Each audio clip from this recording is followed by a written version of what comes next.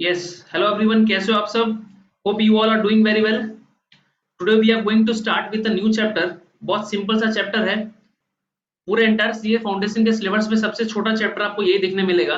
Chapter का नाम है the limited liability partnership act 2008. तो ज्यादा टाइम ना वेस्ट करते हुए let's begin with the new chapter that is the Indian partnership act sorry the limited liability partnership act 2008. आइए सर बात करते हैं थोड़ा सा बैकग्राउंड के बारे में इस चैप्टर का, ठीक है ना. ये चैप्टर कब इंट्रोड्यूस किया गया, कब से लागू हुआ, कब एक्ट बना था. आइए जस्ट एक ब्रीफ इंट्रोडक्शन चैप्टर का कर लेते हैं. सबसे पहला आप लोगों को स्क्रीन पर दिखाई दे रहा होगा कि the ministry of law and justice, क्या बोला मैंने, the ministry of law and justice ने 9 जनवरी 2007 को नोटिफाई किया the limited liability partnership act 2008 का एक प्रस्ताव रखा और इस बिल को पार्लियामेंट के द्वारा पास करवाया गया 12 दिसंबर 2008 को और प्रेसिडेंट की अप्रूवल ली गई. प्रेसिडेंट ने अपना एसेंट दिया कब, 7 जनवरी 2009 को और तब से ये एक्ट रिकॉग्नाइज्ड हो गया, that is the limited liability partnership act 2008. इसको ग्रीन सिग्नल मिल गया और ये एक्ट लागू हो गया.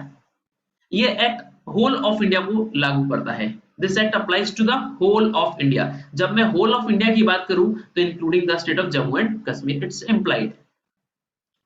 सर इस चैप्टर के अंदर कितने शेड्यूल है, कितने सेक्शन है, ये आपको दिमाग लगाने की दरकार नहीं. नेक्स्ट आपने जो बात करना है वो बात करना सर ये लिमिटेड लायबिलिटी पार्टनरशिप आखिर है क्या. लिमिटेड लायबिलिटी पार्टनरशिप आखिर है क्या.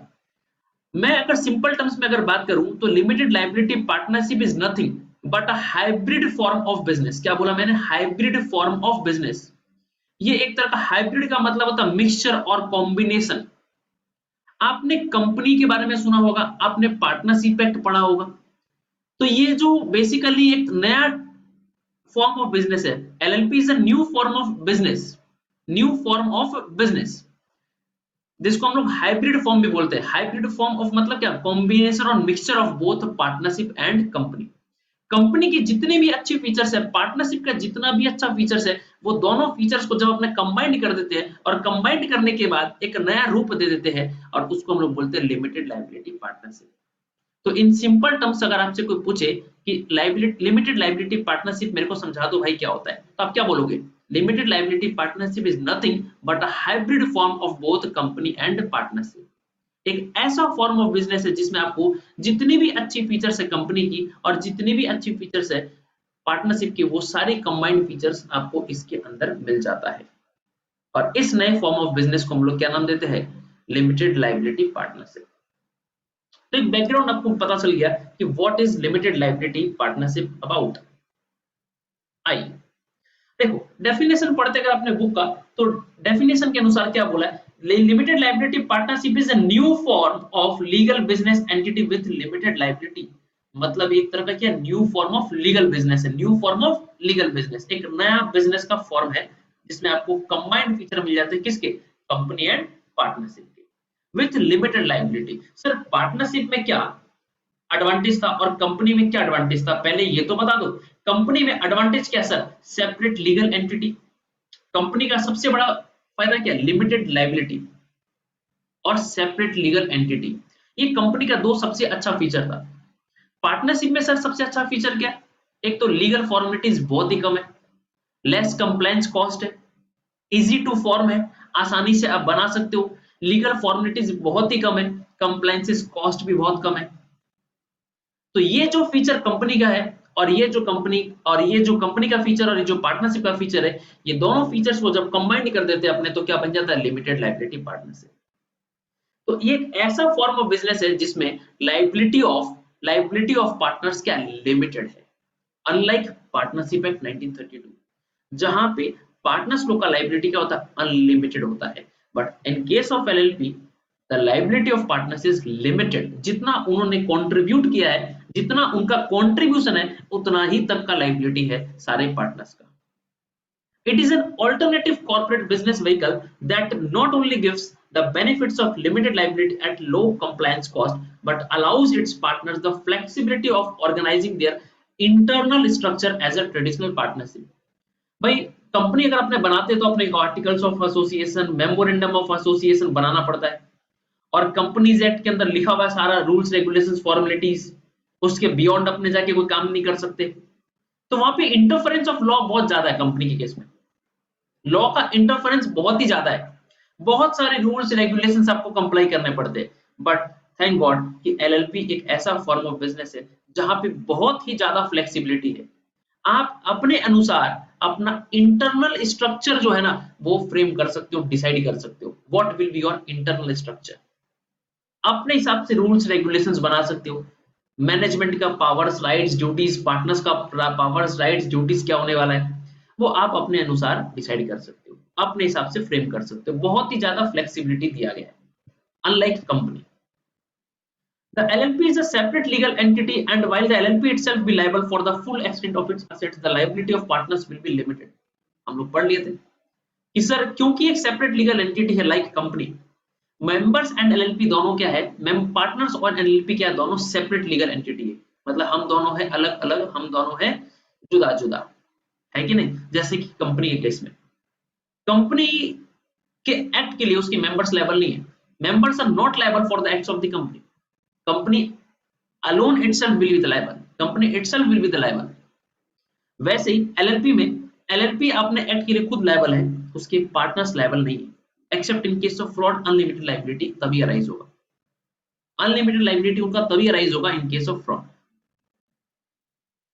पार्टनर्स उतने ही तक के लायबल है, उतने ही हद तक के लायबल है जितना उन्होंने कंट्रीब्यूट किया। आइए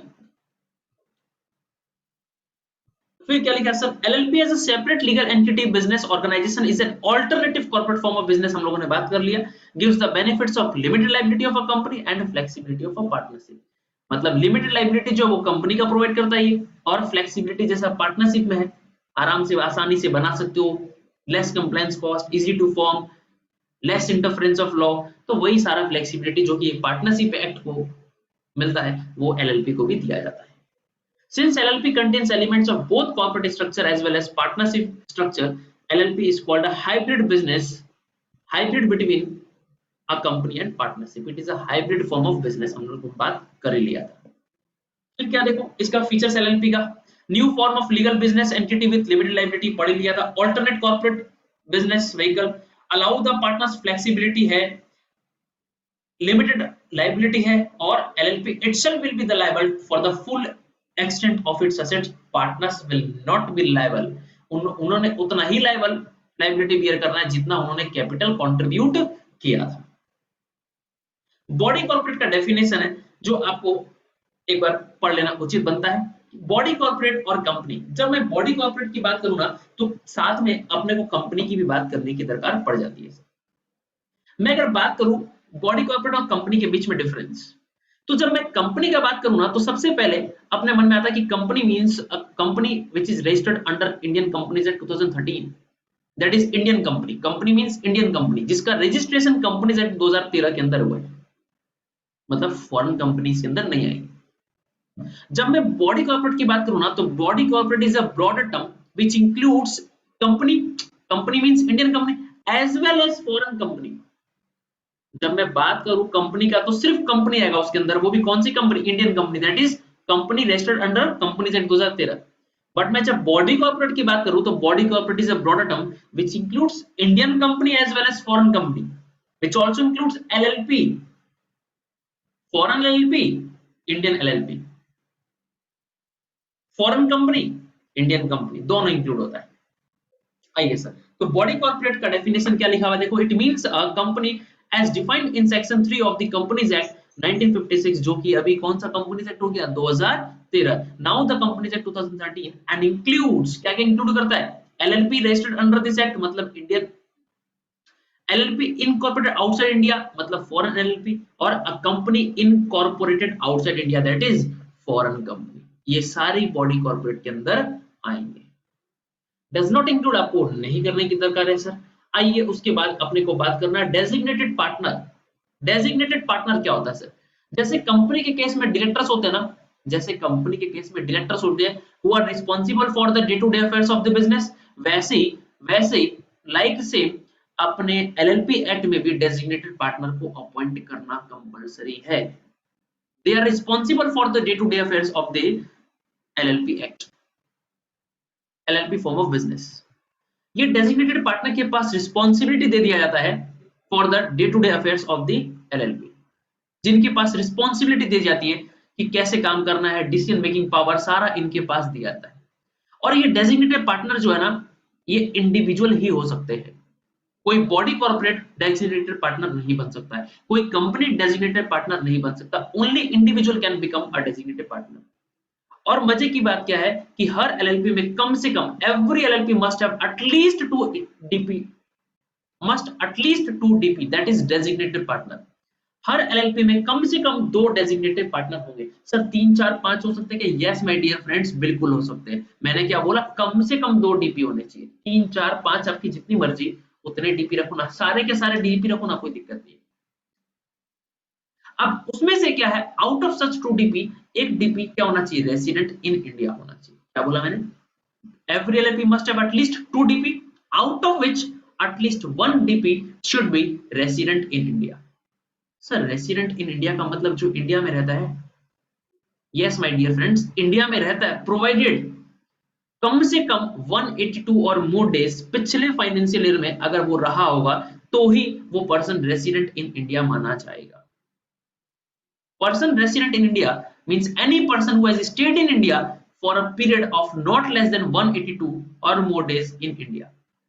अगर वो 182 और more days पिछले फाइनेंशियल ईयर में इंडिया में रहा होगा तो ही वो पर्सन रेसिडेंट इन इंडिया माना जाएगा। तो every LLP must have at least 2 DP, out of which 1 should be resident in India. And resident in India का मतलब जो 182 और more days इंडिया में रहा होगा। चलिए, very good sir, all fine, एकदम जॉल है सर। आइए उसके बाद हम लोग बात करेंगे non applicability of the Indian partnership act 1932। अच्छा मेरे को बताओ ना, इंडियन पार्टनरशिप एक्ट 1932 का जो प्रोविजंस है, क्या वो सारे प्रोविजंस एलएलपी को गवर्न करेंगे? नहीं नहीं नहीं, बिल्कुल भी नहीं, क्योंकि एलएलपी एक्ट में तो लिमिटेड लायबिलिटी है और इंडियन पार्टनरशिप एक्ट में क्या बोलता है? अनलिमिटेड लायबिलिटी है। One partner is liable for the acts of another partner. वहां पे एक पार्टनर अगर कुछ करता है तो लायबिलिटी सारे पार्टनर भुगतेंगे। One partner acts as a principal as well agent for all other partner, जो कि एलएलपी में ऐसा नहीं है। तो लॉ क्या बोलता है भैया? एलएलपी एक्ट क्या बोलता है कि पार्टनरशिप का जितना भी प्रोविजंस है वो एलएलपी एक्ट को अप्लाई नहीं करेगा। अब कौन कौन पार्टनर बन सकता है सर एलएलपी में? Who may become a partner in LLP? तो इसके लिए क्या बोला? एनी इंडिविजुअल और body corporate may be a partner in a LLP. कोई भी बॉडी कॉर्पोरेट का मतलब 3 चीज मैंने पढ़ा था हम लोगों ने, क्या क्या पढ़ा था? फॉरेन एलएलपी, इंडियन एलएलपी और फॉरेन कंपनी। तो क्या फॉरेन कंपनी, क्या इंडियन एलएलपी, क्या फॉरेन एलएलपी एलएलपी में पार्टनर बन सकता है? यस माय डियर फ्रेंड्स, बिल्कुल बन सकता है। बट क्या डीपी डेजिग्नेटेड पार्टनर बन सकता है क्या? क्या बॉडी कॉर्पोरेट या कोई कंपनी, बताओ मेरे को, एलएलपी में डेजिग्नेटेड पार्टनर बन सकता है क्या? नहीं नहीं, डेजिग्नेटेड पार्टनर सिर्फ कौन बन सकता है? Individuals, only individuals can become DP. But partner कोई भी बन सकता है, बॉडी कॉर्पोरेट भी बन सकता है, इंडिविजुअल भी बन सकता है।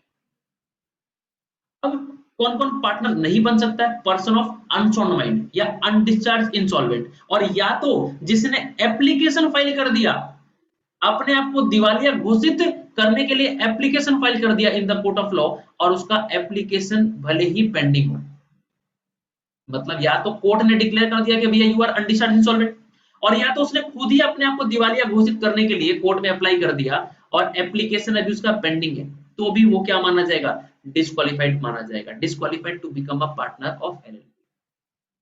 अब कहानी में थोड़ा ट्विस्ट है, कहानी में थोड़ा ट्विस्ट है, ध्यान से समझना, कहानी में थोड़ा ट्विस्ट है, बात को समझना। ऋतिक ऋतिक अपना जो बच्चा है वो पार्टनर बनना चाहता है, वो पार्टनर बनना चाहता है एलएलपी में, ठीक है ना? और उसके जो क्रिएटर्स लोग हैं, ऋतिक के जो क्रिएटर्स है, ऋतिक के जो क्रिएटर्स लोग हैं, उन्होंने क्या किया? कोर्ट में जाके ऋतिक के खिलाफ केस फाइल कर दिया, इंसॉल्वेंसी का केस फाइल कर दिया। बात समझ में आ रहा है क्या? ऋतिक को इंसॉल्वेंट डिक्लेयर करने के लिए कोर्ट में एप्लीकेशन फाइल कर दिया, एप्लीकेशन पेंडिंग है। अब बताओ क्या ऋतिक डिस्क्वालिफाइड है? ऋतिक बन सकता है क्या पार्टनर या नहीं बन सकता है? ऋतिक क्वालिफाइड है या डिस्क्वालिफाइड है? बहुत सारा बच्चा लोग बोल रहा है सर डिस्क्वालिफाइड है। नहीं मेरे दोस्त, वो डिस्क्वालिफाइड नहीं है। क्या सर, अभी तो आपने बोला। अरे मैंने क्या बोला, अगर वो खुद एप्लीकेशन, वो खुद अगर अप्लाई किया होगा कोर्ट में, वो खुद अगर एप्लीकेशन फाइल किया होगा कोर्ट में कि अपने आप को दिवालिया घोषित करवाने के लिए, खुद से अगर एप्लीकेशन फाइल किया होगा और एप्लीकेशन पेंडिंग है, तो वो डिस्क्वालिफाइड माना जाएगा। बट क्या उसने खुद अप्लाई किया था क्या कोर्ट में, खुद अपने आप को घोषित करवाया था क्या? नहीं, उसके क्रिएटर्स ने करवाया था ना, तो वो स्टिल क्वालिफाइड माना जाएगा। देखो क्या लिखा, he has applied to be adjudicated as an insolvent and his application is pending।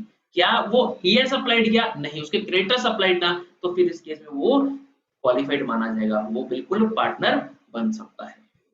ऐसे ऐसे क्वेश्चंस, ऐसे ऐसे ट्रिक आपको फंसा देंगे एग्जाम में, तो आपको ध्यान से समझना इन सारी बातों। Coming back to the next point, बात करना है sir minimum number of partners. LLP में कितने नंबर ऑफ पार्टनर्स हो सकते हैं? तो इसके लिए लॉ क्या बोलता है, एलएलपी क्या बोलता है, मिनिमम 2 पार्टनर्स होने चाहिए, कम से कम 2 पार्टनर होने चाहिए एलएलपी बनाने के लिए, 2 पर्संस, कम से कम 2 मेंबर होने चाहिए। मैक्सिमम कितना हो सकता है सर, इसके लिए एलएलपी एक्ट प्रेस्क्राइब्ड नहीं है। LLP act is silent regarding the maximum number of partners in LLP. तो इसका मतलब कितने भी नंबर हो सकते हैं, 100 200 300 हो सकते हैं, बिल्कुल हो सकते हैं, क्योंकि लॉ ने साइलेंट है। बात समझ में आ रही है? कम से कम 2 होना चाहिए। और जाने अनजाने में किसी दिन अगर सपोज करो 2 से कम हो गया, मतलब the number of partners reduced below 2, और उसने बिजनेस कैरी ऑन कर लिया 6 महीने तक, जिस भी दिन minimum number of partners reduced below 2 हो गया और उसने 6 महीने तक बिजनेस कैरी ऑन कर लिया, तो उसके बाद में अब वो अकेला पार्टनर जो बिजनेस कैरी ऑन किया ना, वो खुद रिस्पॉन्सिबल हो जाएगा, वो खुद लायबल हो जाएगा for all the acts of LLP. इसीलिए सजेशन ये हुआ कि भैया उसको वाइंड अप कर दो, वाइंड अप कर दो। जिस भी दिन 2 से कम हो गया नंबर ऑफ पार्टनर्स, एलएलपी को बंद कर दो भैया, नहीं तो वो अकेला पार्टनर क्या हो जाएगा, लायबल हो जाएगा for all the acts of LLP. बात समझ में आ रही है क्या? यस सर, यहां तक एकदम जॉल। आइए आगे बढ़ते। डेजिग्नेटेड पार्टनर, इस मैं आप लोगों को बता ही दिया था, आइए एक बार पढ़ लेते हैं क्या लिखा हुआ है। Every LLP shall have at least 2 designated partners who are individuals and at least one of them shall be क्या, रेसिडेंट इन इंडिया। कम से कम 2 डेजिग्नेटेड पार्टनर होना चाहिए, जिसमें से एक क्या होना चाहिए, रेसिडेंट इन इंडिया होना चाहिए। एंड रेसिडेंट इन इंडिया का मतलब क्या, जो पिछले फाइनेंशियल ईयर में 182 और मोर डेज इंडिया में रहा होगा, उसको अपने क्या बोलेंगे, पर्सन रेसिडेंट इन इंडिया। फिर क्या लिखा हुआ है sir, if in LLP all the partners are body corporate and in which one or more partners are individuals and body corporate, at least 2 individuals who are partners of such LLP or nominees of such body corporate shall act as designated partner। क्योंकि भैया अगर आपके body corporate partner है LLP में, बिल्कुल बन सकता है, कोई कंपनी बिल्कुल बन सकती है, फॉरेन एलएलपी अगर आपके इंडियन एलएलपी में पार्टनर बनना चाहता है बन सकता है, बट डेजिग्नेटेड पार्टनर बनने के लिए इंडिविजुअल ही होना जरूरी है। तो मेरे केस में क्या था, बॉडी कॉर्पोरेट मेरे एलएलपी के पार्टनर बन सकती है, तो वो बॉडी कॉर्पोरेट का नॉमिनी जो होगा ना, या लीगल रिप्रेजेंटेटिव जो होगा ना, वो क्या बन जाएगा, मेरे यहाँ का क्या बन जाएगा, डीपी बन जाएगा, क्योंकि डीपी हमेशा कौन होगा, इंडिविजुअल होगा। ठीक है ना, नेचुरल पर्सन होना चाहिए, artificial person can not act as a DP. फिर अब अपने को फीचर्स कैरेक्टरिस्टिक्स की बात करना है सर। एलएलपी का characteristics, what are the characteristics और फीचर्स ऑफ एलएलपी। यहाँ पे 16 फीचर्स दिया है, कोई भी आप 10 कर सकते हैं, any 10 you can do any 10 features, maximum sufficient है, more than sufficient, any 10 features. सबसे पहला क्या, बॉडी कॉर्पोरेट, हम लोगों ने बात कर लिया सर कि एलएलपी इज क्या, बॉडी कॉर्पोरेट। बॉडी कॉर्पोरेट का मतलब it is a broader term which includes Indian company as well as foreign company, separate legal entity, है ना। एलएलपी भी क्या, सेपरेट लीगल एंटिटी। एलएलपी और उसके पार्टनर्स क्या, दोनों अलग अलग है, हम दोनों है अलग अलग, हम दोनों है जुदा जुदा। और क्योंकि just because having separate legal entity, LLP और उसके पार्टनर्स दोनों अलग अलग है, इसीलिए उनका लायबिलिटी क्या हो जाता है, लिमिटेड लायबिलिटी हो जाता है। मतलब जितना एलएलपी में उसके पार्टनर्स का कंट्रीब्यूशन है, वो उतना ही तक के लिए लायबल है, more than that they are not be liable. ठीक बात है कि नहीं। फिर उसके बाद परपेचुअल सक्सेशन। परपेचुअल सक्सेशन का मतलब होता है sir, the life of LLP does not depend upon the life of its partners. जैसा कि पार्टनरशिप में हम लोग पढ़े थे, नॉर्मल पार्टनरशिप, जनरल पार्टनरशिप में क्या होता है कि एक पार्टनर का मर जाए, रिटायर कर जाए, तो हमको क्या करना पड़ेगा, पार्टनरशिप हमको डिसॉल्व करना पड़ेगा। बट कंपनी के केस में ऐसे नहीं होते, एलएलपी के केस में ऐसा नहीं होता है। एलएलपी में अगर एक पार्टनर मर भी जाए, कंपनी के केस में अगर एक दो मेंबर मर भी जाए तो क्या कंपनी बंद हो जाएगी? नहीं। लाइक कंपनी एलएलपी में भी सेम है कि एलएलपी में अगर एक पार्टनर मर जाएगा तो एलएलपी बंद होने वाला नहीं है, एलएलपी कंटिन्यू रहेगा। members may come, members may go, but the company goes on and forever, same like LLP. Partners may come, partners may go, but the LLP goes on and forever. The life of LLP does not depend upon the life of its partners. अरे school में दो चार teacher मर जाएंगे तो क्या school बंद कर देंगे क्या? सीए दो चार, तो सीए अगर मौत हो जाएगा, दो चार सीए मर जाएगा इस दुनिया से, तो क्या आईसीएआई जो अपना इंस्टीट्यूट है वो बंद हो जाएगा हमेशा हमेशा के लिए? नहीं बाबा, उसको कोई फर्क नहीं पड़ने वाला। सीए आते रहेंगे, सीए जाते रहेंगे, आईसीए हमेशा चलते रहेंगे। म्यूचुअल एजेंसी वाला फॉर्मूला इस केस में अप्लाई नहीं होता एलएलपी के केस में, क्योंकि one partner is not act as a agent of all other partners, one partner is not liable for the acts of another partner, जो कि पार्टनरशिप में होता है। गलती किया बेटा तुम, सजा मिलेगा सबको, ऐसा नहीं है। एलएलपी में क्या होता है कि एलएलपी के जो पार्टनर्स है वो एजेंट है, एलएलपी के एजेंट है, but not the agent of other partners like partnership. भैया तुम्हारा लायबिलिटी तुम्हारा, मेरा लायबिलिटी मेरा, जो मेरा है वो मेरा, जो तेरा है सो तेरा, जो मेरा है सो तेरा, जो तेरा है सो मेरा, वैसा वाला यहाँ पे फंडा नहीं। हम पाप करेंगे हम समझेंगे, तुम पाप करेगा तुम समझेंगे। One partner is not liable for the acts of other partner. बात समझ में आ रहा है क्या? फिर एलएलपी अग्रीमेंट बनाना पड़ेगा सर आपको, जहां पे पूरा rules regulations terms and conditions, partners का राइट्स ड्यूटीज क्या होने वाला नहीं होने वाला है, वो सब कुछ एलएलपी अग्रीमेंट के अंदर लिखा होना चाहिए। और एलएलपी अग्रीमेंट जो इन राइटिंग होना चाहिए, ऐसा लॉ ने बोला कि LLP agreement should be in writing, oral में लिखना उचित नहीं माना जाता, ताकि फ्यूचर में कोई भी तरह की डिस्प्यूट ना हो सके, इसीलिए अग्रीमेंट बना लिया था। जैसे कंपनी के केस में आर्टिकल्स मेमोरेंडम होता ना, वहां पे सारे लीगल राइट्स ड्यूटीज, एक कंपनी का क्या क्या राइट्स है, क्या क्या ड्यूटीज है, आउटसाइडर के साथ क्या रिलेशनशिप है, कंपनी क्या कर सकती है क्या नहीं कर सकती है, वो सब कुछ लिखा रहता है कंपनी के आर्टिकल्स एंड मेमोरेंडम में। Same like articles and memorandum LLP के केस में एलएलपी अग्रीमेंट बनाया जाता है। फिर एलएलपी भी क्या एक तरह का आर्टिफिशियल लीगल पर्सन है, क्रिएटेड बाय लॉ है। Common seal, LLP common seal हो सकता है। कॉमन सील का मतलब होता है official signature of LLP, common seal का मतलब होता है ऑफिशियल सिग्नेचर। एलएलपी के पास भी अपना कॉमन सील हो सकता है, बट ये अब ऑप्शनल हो चुका है, अब ये ऑप्शनल हो चुका है। लिमिटेड लायबिलिटी हम लोगों ने बात कर ही लिया था सर। मैनेजमेंट ऑफ बिजनेस, अच्छा किसके हाथ में रहेगा management of business? Designated partner. Normal partner भी, जनरल पार्टनर भी तो पार्टिसिपेट कर सकता है, बट रिस्पॉन्सिबिलिटी, रिस्पॉन्सिबिलिटी किसके हाथ में दिया था? डेजिग्नेटेड पार्टनर के पास। एक्ट कौन सा कर सकता है? Designated partner. Minimum and maximum number of members हम लोग पढ़ लिए थे, मिनिमम 2 होना चाहिए और maximum not president in the act, कितना भी हो सकता है। अच्छा एलएलपी हम लोग क्यों बनाएंगे? चैरिटेबल पर्पस के लिए बनाएंगे क्या? एलएलपी हम लोग चैरिटेबल पर्पस के लिए नहीं बनाएंगे, एलएलपी हम लोग प्रॉफिट के लिए बनाएंगे, प्रॉफिट अर्निंग के लिए बनाएंगे। तो LLP is created for the profit only, not for charitable purpose. Investigation हो सकता है एलएलपी का? यस। सेंट्रल गवर्नमेंट के पास पावर है, सेंट्रल गवर्नमेंट को पास अधिकार है, जब भी उसको लगेगा कि आपकी एलएलपी कुछ गलत काम कर रही है या कुछ गलत काम करने जा रही है, तो वो बिल्कुल इन्वेस्टिगेशन करवा सकता है, एंड आपको पूरा फुल सपोर्ट करना पड़ेगा in that case. Conversion into LLP, क्या एलएलपी में कन्वर्ट किया जा सकता है या एलएलपी को किसी और फॉर्म में कन्वर्ट किया जा सकता है? यस माय डियर फ्रेंड्स, बिल्कुल किया जा सकता है।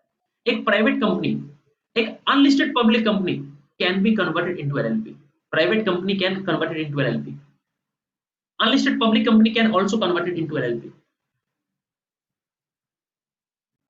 ई फाइलिंग ऑफ डॉक्यूमेंट्स, आप घर बैठे बैठे इलेक्ट्रॉनिक फाइलिंग कर सकते हो एलएलपी बनाने के लिए, जो भी डॉक्यूमेंट्स आपको फाइल करना है। Even you can incorporate LLP electronically, आपको आरओसी रजिस्ट्रार ऑफ कंपनीज के ऑफिस जाने की दरकार नहीं है, चक्कर लगाने का दरकार नहीं है, आप घर बैठे बैठे सारे डॉक्यूमेंट्स को इलेक्ट्रॉनिकली फाइल कर सकते हो और एलएलपी बना सकते हो।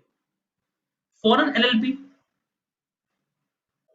Foreign LLP is same like a foreign company जिसका इनकॉर्पोरेशन का हुआ था outside India but having a place of business in India. हम लोग पढ़े थे ना, foreign company means any company which is incorporated outside India but having a place of business in India. इसका जन्म कहां पे हुआ था? इनकॉर्पोरेशन का हुआ था आउटसाइड इंडिया हुआ था, बट बिजनेस कहां पे कर रही है? इंडिया में कर रही है। तो वैसी फॉरेन एलएलपी है जिसका इनकॉर्पोरेशन का हुआ था इंडिया के बाहर। वो इंडिया में बिजनेस कर सकती है। अच्छा, फॉरेन एलएलपी मेरे एलएलपी का पार्टनर बन सकता है? Yes, a foreign LLP can also become a partner in LLP. Getting my point क्या? Is it clear? आप लोग को यहां तक सब क्लियर है ना? तो ये सारे फीचर्स है जो आपको डिस्कस मैंने कर दिया आपके सामने, अब आपको जस्ट रीड करना है। These all are the features of limited liability partnership. Hope so आपको यहां तक अच्छे से समझ में आया है। तो ये लेक्चर अपना यहीं पे खत्म होता है, फिर अपने नेक्स्ट कंटिन्यू करेंगे नेक्स्ट टॉपिक के अंदर में, जहां पे अपने को बात करना है एलएलपी एंड पार्टनरशिप के बीच क्या डिफरेंस होता है, एलएलपी एंड कंपनी के बीच में क्या डिफरेंस होता है, एंड सो ऑन। तो thank you so much, bye bye, take care.